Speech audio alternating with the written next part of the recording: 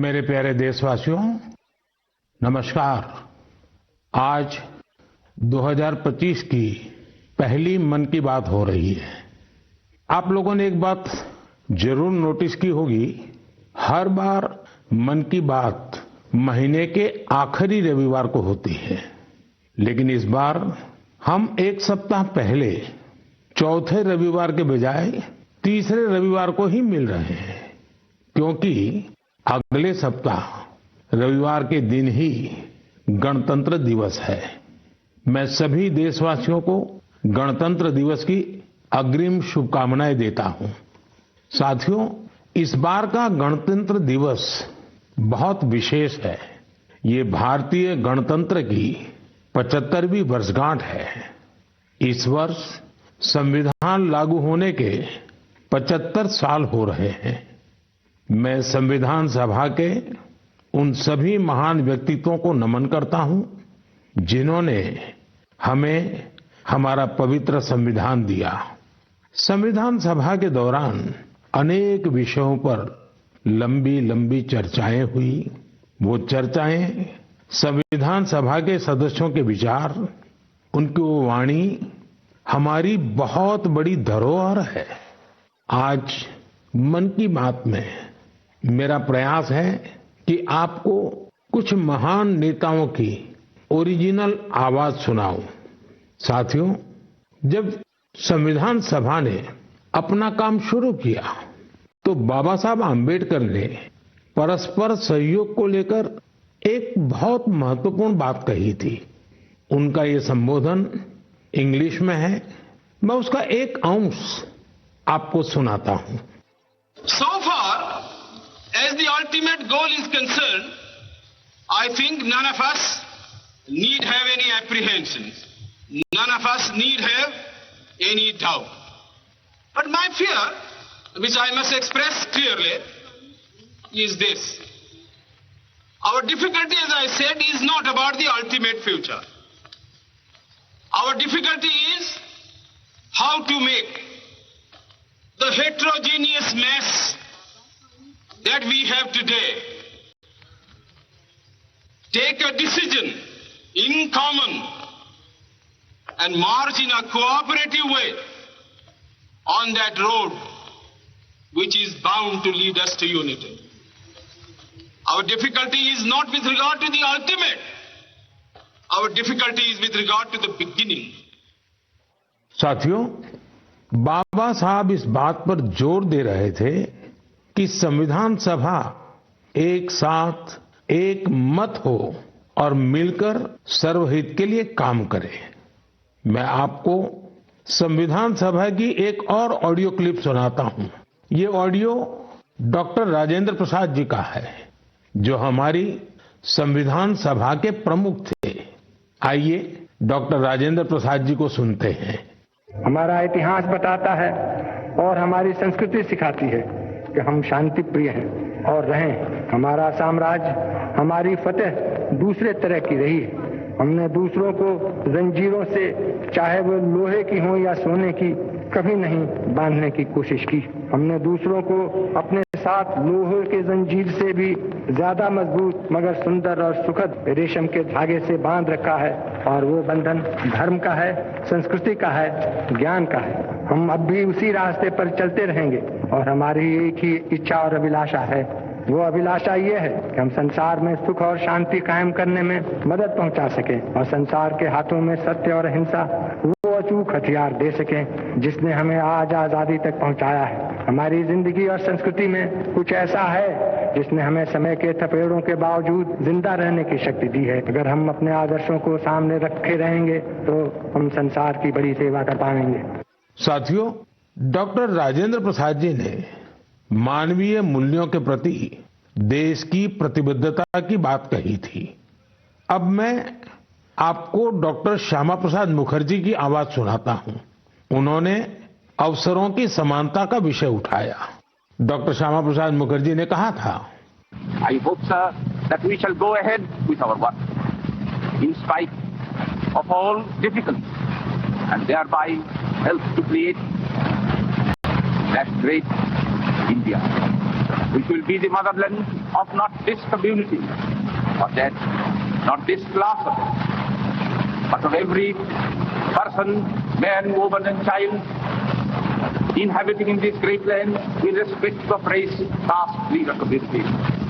Everyone to have an equal opportunity so that he or she can develop himself and herself according to the best talent and serve the great common motherland of theirs. साथियों, मुझे उम्मीद है आपको भी संविधान सभा की debate से ये ओरिजिनल ऑडियो सुनकर अच्छा लगा होगा। हम देशवासी को इन विचारों से प्रेरणा लेकर ऐसे भारत के निर्माण के लिए काम करना है जिस पर हमारे संविधान निर्माताओं को भी गर्व हो। साथियों, गणतंत्र दिवस से एक दिन पहले 25 जनवरी को नेशनल वोटर्स डे है। ये दिन इसलिए अहम है क्योंकि इस दिन भारतीय निर्वाचन आयोग की स्थापना हुई थी। Election commission. हमारे संविधान निर्माताओं ने संविधान में हमारे चुनाव आयोग को लोकतंत्र में लोगों की भागीदारी को बहुत बड़ा स्थान दिया है। देश में जब 1951-52 में पहली बार चुनाव हुए तो कुछ लोगों को संशय था कि क्या देश का लोकतंत्र जीवित रहेगा, लेकिन हमारे लोकतंत्र ने सारी आशंकाओं को गलत साबित किया। आखिर भारत मदर ऑफ डेमोक्रेसी है। बीते दशकों में भी देश का लोकतंत्र सशक्त हुआ है, समृद्ध हुआ है। मैं चुनाव आयोग का भी धन्यवाद दूंगा जिसने समय समय पर हमारी मतदान प्रक्रिया को आधुनिक बनाया है, मजबूत किया है।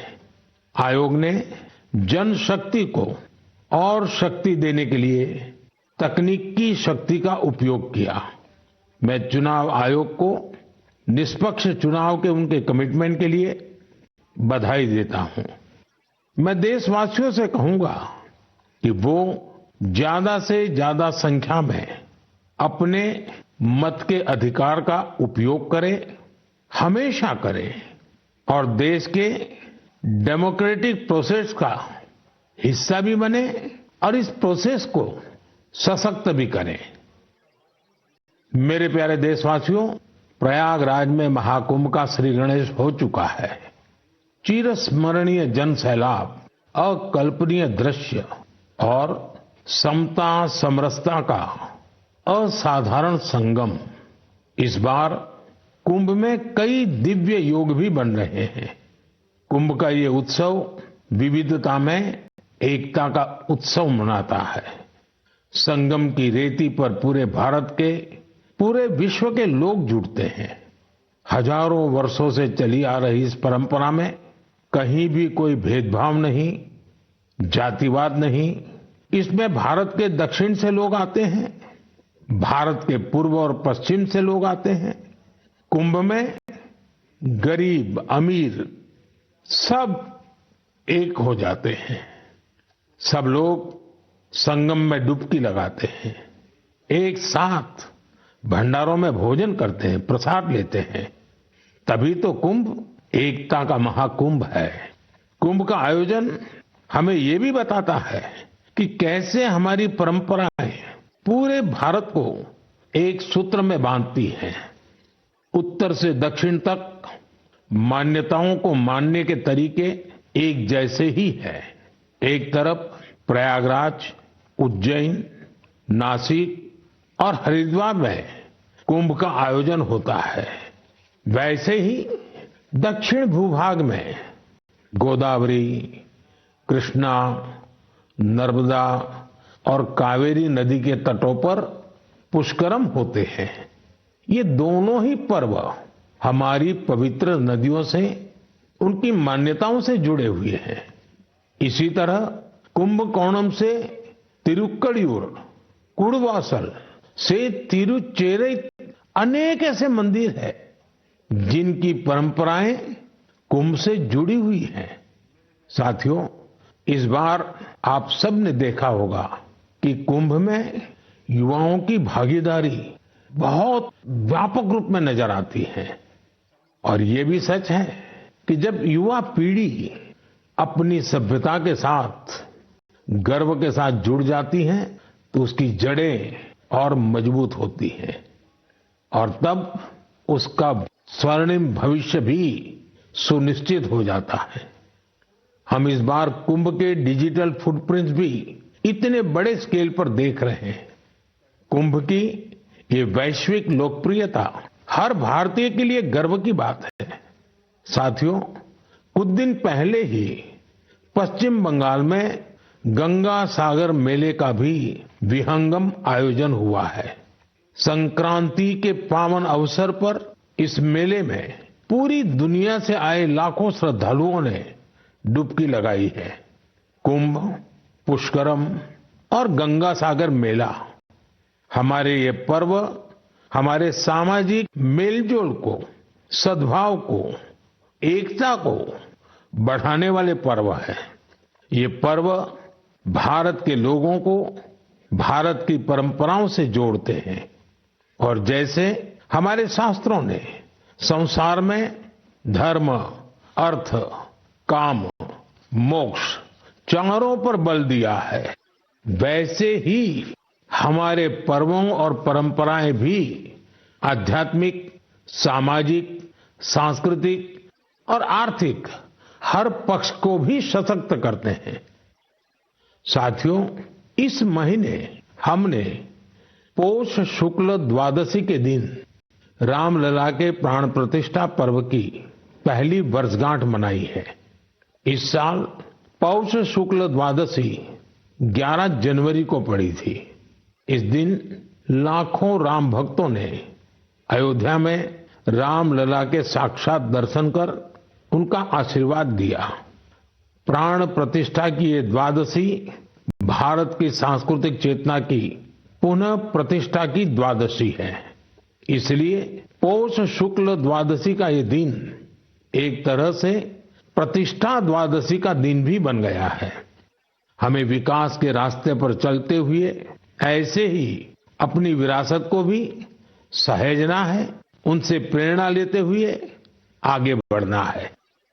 मेरे प्यारे देशवासियों, 2025 की शुरुआत में ही भारत ने अंतरिक्ष के क्षेत्र में कई ऐतिहासिक उपलब्धियां हासिल की हैं।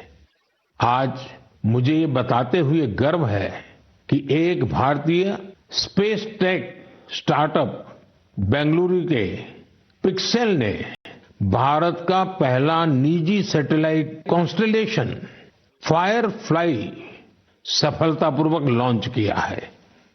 यह सैटेलाइट कॉन्स्टेलेशन दुनिया का सबसे high resolution hyper spectral satellite constellation है।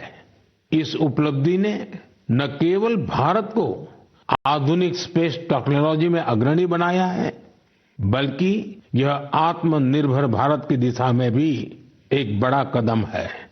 ये सफलता हमारे निजी स्पेस सेक्टर की बढ़ती ताकत और इनोवेशन का प्रतीक है। मैं इस उपलब्धि के लिए पिक्सेल की टीम, इसरो और इन स्पेस को पूरे देश की ओर से बधाई देता हूं। साथियों, कुछ दिन पहले हमारे वैज्ञानिकों ने स्पेस सेक्टर में ही एक और बड़ी उपलब्धि हासिल की। हमारे साइंटिस्ट ने सैटेलाइट्स की स्पेस डॉकिंग कराई है। जब अंतरिक्ष में 2 स्पेस क्राफ्ट कनेक्ट किए जाते हैं तो इस प्रक्रिया को स्पेस डॉकिंग कहते हैं। यह तकनीक अंतरिक्ष में स्पेस स्टेशन तक सप्लाई भेजने और क्रू मिशन के लिए अहम है। भारत ऐसा चौथा देश बना है जिसने ये सफलता हासिल की है। साथियों, हमारे वैज्ञानिक अंतरिक्ष में पौधे उगाने और उन्हें जीवित रखने के प्रयास भी कर रहे हैं। इसके लिए इसरो के वैज्ञानिकों ने लोबिया के बीज को चुना। 30 दिसंबर को भेजे गए ये बीज अंतरिक्ष में ही अंकुरित हुए। ये एक बेहद प्रेरणादायक प्रयोग है जो भविष्य में स्पेस में सब्जियों उगाने का रास्ता खोलेगा। ये दिखाता है कि हमारे वैज्ञानिक कितनी दूर की सोच के साथ काम कर रहे हैं। साथियों, मैं आपको एक और प्रेरणादायक पहल के बारे में बताना चाहता हूं। आईआईटी मद्रास का एक्सटेम केंद्र अंतरिक्ष में मैन्युफैक्चरिंग के लिए नई तकनीकों पर काम कर रहा है। ये केंद्र अंतरिक्ष में 3D printed buildings, metal forms और ऑप्टिकल फाइबर जैसे तकनीकों पर रिसर्च कर रहा है। ये सेंटर बिना पानी के कंक्रीट निर्माण जैसी क्रांतिकारी विधियों को भी विकसित कर रहा है। एक्सटेम की ये रिसर्च भारत के गगनयान मिशन और भविष्य के स्पेस स्टेशन को मजबूती देगी। इससे मैन्युफैक्चरिंग में आधुनिक टेक्नोलॉजी के भी नए रास्ते खुलेंगे। साथियों, ये सभी उपलब्धियां इस बात का प्रमाण है कि भारत के वैज्ञानिक और इनोवेटर्स भविष्य की चुनौतियों का समाधान देने के लिए कितने विजनरी हैं। हमारा देश आज स्पेस टेक्नोलॉजी में नए कीर्तिमान स्थापित कर रहा है। मैं भारत के वैज्ञानिकों, इनोवेटर्स और युवा उद्यमियों को पूरे देश की ओर से शुभकामनाएं देता हूं।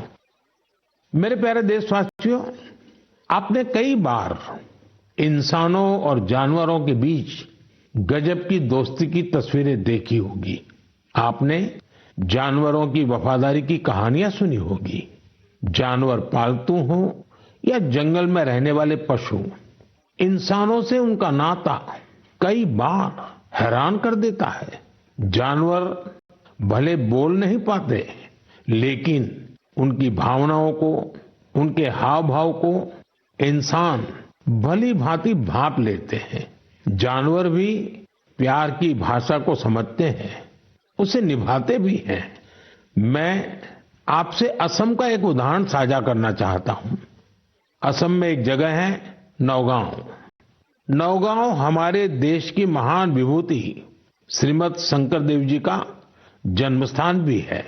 यह जगह बहुत ही सुंदर है।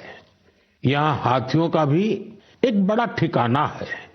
इस क्षेत्र में कई घटनाएं देखी जा रही थी जहां हाथियों के झुंड फसलों को बर्बाद कर देते थे।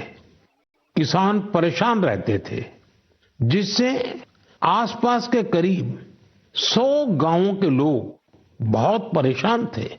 लेकिन गांव वाले हाथियों की भी मजबूरी समझते थे। उन्हें पता था कि हाथी भूख मिटाने के लिए खेतों का रुख कर रहे हैं, इसलिए गांव वालों ने इसका समाधान निकालने की सोची। गांव वालों की एक टीम बनी जिसका नाम था हाथी बंधु। हाथी बंधुओं ने सूझबूझ दिखाते हुए करीब 800 बीघा बंजर भूमि पर एक अनूठी कोशिश की। यहां गांव वालों ने आपस में मिलजुल कर नेपियर ग्रास लगाई। इस घास को हाथी बहुत पसंद करते हैं। इसका असर ये हुआ कि हाथियों ने खेतों की ओर जाना कम कर दिया। यह हजारों गांव वालों के लिए बहुत राहत की बात है। उनका ये प्रयास हाथियों को भी खूब भाया है। साथियों, हमारी संस्कृति और विरासत हमें आसपास के पशु पक्षियों के साथ प्यार से रहना सिखाती है।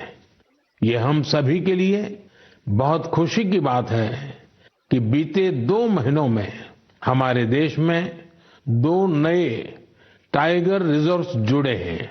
इनमें से एक है छत्तीसगढ़ में गुरु घासीदास तमोर पिंगला टाइगर रिजर्व और दूसरा है एमपी में रातापानी टाइगर रिजर्व। मेरे प्यारे देशवासियों, स्वामी विवेकानंद जी ने कहा था, जिस व्यक्ति में अपने आइडिया को लेकर जुनून होता है, वही अपने लक्ष्य को हासिल कर पाता है। किसी आइडिया को सफल बनाने के लिए हमारा पैशन और डेडिकेशन सबसे जरूरी होता है।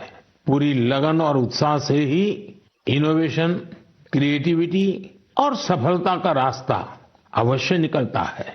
कुछ दिन पहले ही स्वामी विवेकानंद जी की जयंती पर मुझे विकसित भारत यंग लीडर्स डायलॉग का हिस्सा बनने का सौभाग्य मिला।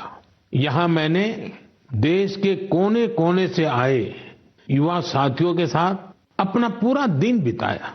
युवाओं ने स्टार्टअप्स, कल्चर, विमेन, यूथ और इंफ्रास्ट्रक्चर जैसे कई सेक्टर्स को लेकर अपने आइडियाज शेयर किए। यह कार्यक्रम मेरे लिए बहुत यादगार रहा। साथियों, कुछ दिन पहले ही स्टार्टअप इंडिया के 9 साल पूरे हुए हैं। हमारे देश में जितने स्टार्टअप्स 9 साल में बने हैं, उनमें से आधे से ज्यादा टियर 2 और टियर 3 शहरों से हैं। और जब ये सुनते हैं तो हर हिंदुस्तानी का दिल खुश हो जाता है। यानी हमारा स्टार्टअप कल्चर बड़े शहरों तक ही सीमित नहीं है। और आपको यह जानकर हैरानी होगी कि छोटे शहरों के स्टार्टअप्स में आधे से ज्यादा का नेतृत्व हमारी बेटियां कर रही है।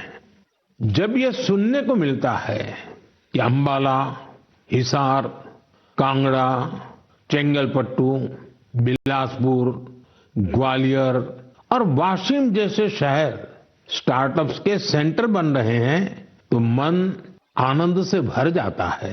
नागालैंड जैसे राज्य में पिछले साल स्टार्टअप्स के रजिस्ट्रेशन में 200% से अधिक की वृद्धि हुई है। Waste management, non renewable energy, biotechnology और लॉजिस्टिक्स ऐसे सेक्टर हैं जिनसे जुड़े स्टार्टअप सबसे ज्यादा देखे जा रहे हैं। ये कन्वेंशनल सेक्टर्स नहीं है, लेकिन हमारे युवा साथी भी तो कन्वेंशनल से आगे की सोच रखते हैं, इसलिए उन्हें सफलता भी मिल रही है।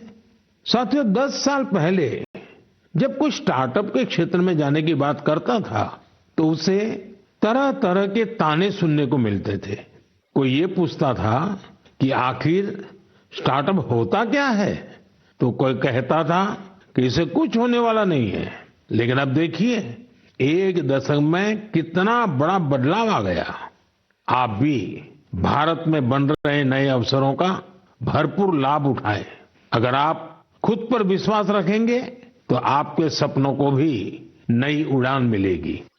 मेरे प्यारे देशवासियों, नेक नियत से निस्वार्थ भावना के साथ किए गए कामों की चर्चा दूर सुदूर पहुंच ही जाती है।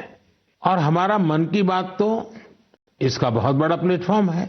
हमारे इतने विशाल देश में दूर दराज भी अगर कोई अच्छा काम कर रहा होता है, कर्तव्य भावना को सर्वोपरि रखता है, तो उसके प्रयासों को सामने लाने का ये बेहतरीन मंच है।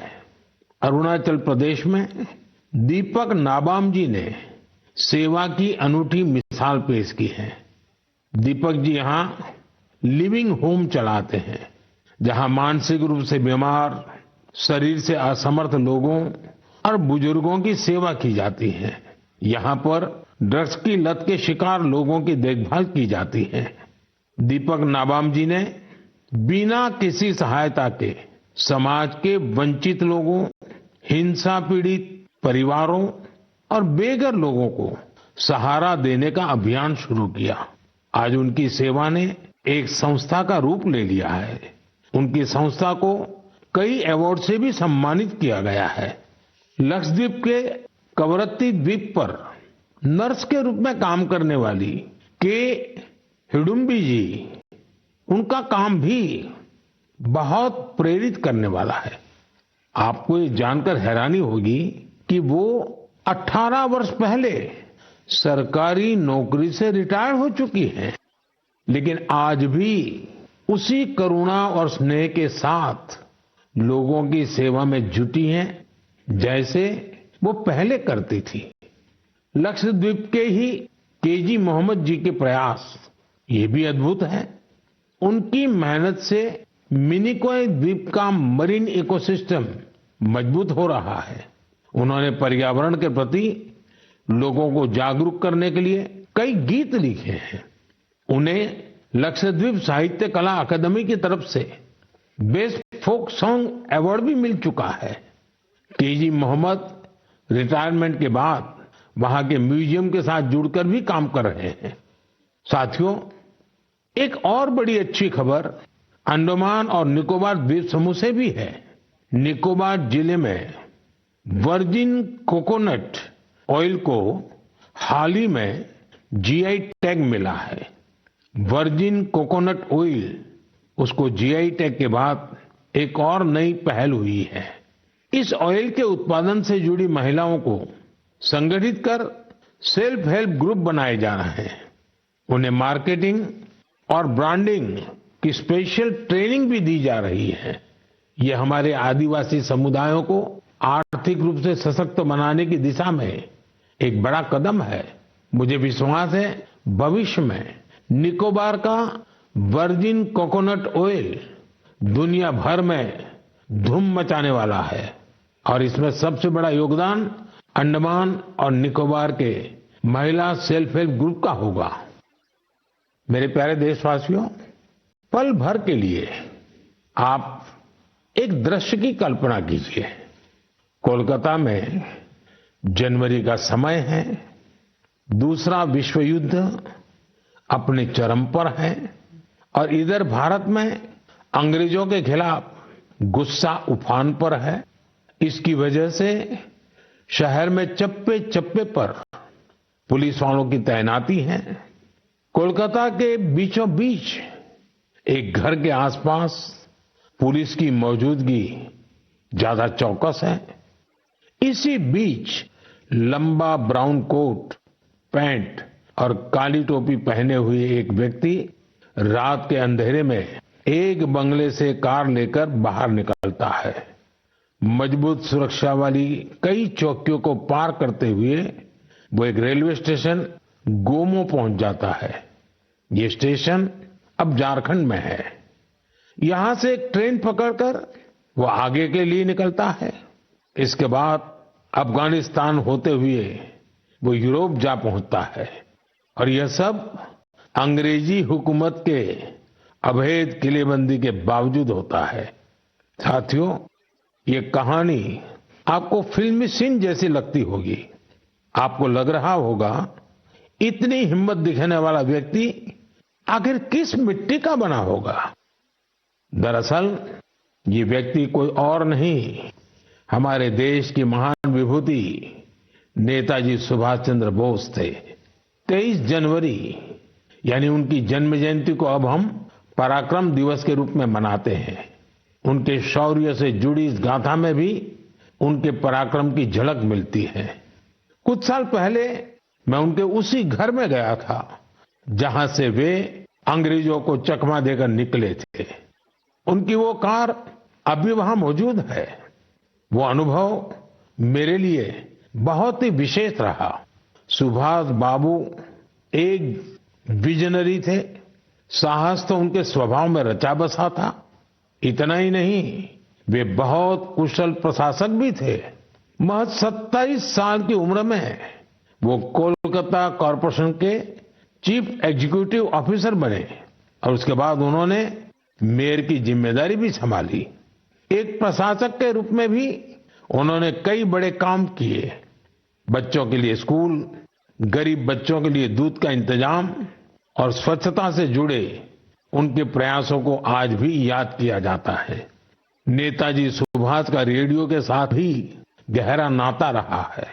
उन्होंने आजाद हिंद रेडियो की स्थापना की थी, जिस पर उन्हें सुनने के लिए लोग बड़ी बेसब्री से प्रतीक्षा करते थे। उनके संबोधनों से विदेशी शासन के खिलाफ लड़ाई को एक नई ताकत मिलती थी। आजाद हिंद रेडियो पर अंग्रेजी, हिंदी, तमिल, बांग्ला, मराठी, पंजाबी, पश्तो और उर्दू में न्यूज बुलेटिन का प्रसारण होता था। मैं नेताजी सुभाष चंद्र बोस को नमन करता हूं। देश भर के युवाओं से मेरा आग्रह है कि वे उनके बारे में अधिक से अधिक पढ़ें और उनके जीवन से निरंतर प्रेरणा लें। साथियों, मन की बात का ये कार्यक्रम हर बार मुझे राष्ट्र के सामूहिक प्रयासों से, आप सबकी सामूहिक इच्छा शक्ति से जोड़ता है। हर महीने मुझे बड़ी संख्या में आपके सुझाव, आपके विचार मिलते हैं और हर बार इन विचारों को देखकर विकसित भारत के संकल्प पर मेरा विश्वास और बढ़ता है। आप सब इसी तरह अपने अपने काम से भारत को सर्वश्रेष्ठ बनाने के लिए प्रयास करते रहें। इस बार की मन की बात में फिलहाल इतना ही। अगले महीने फिर मिलेंगे भारतवासियों की उपलब्धियां, संकल्पों और सिद्धियों की नई गाथाओं के साथ। बहुत नमस्कार।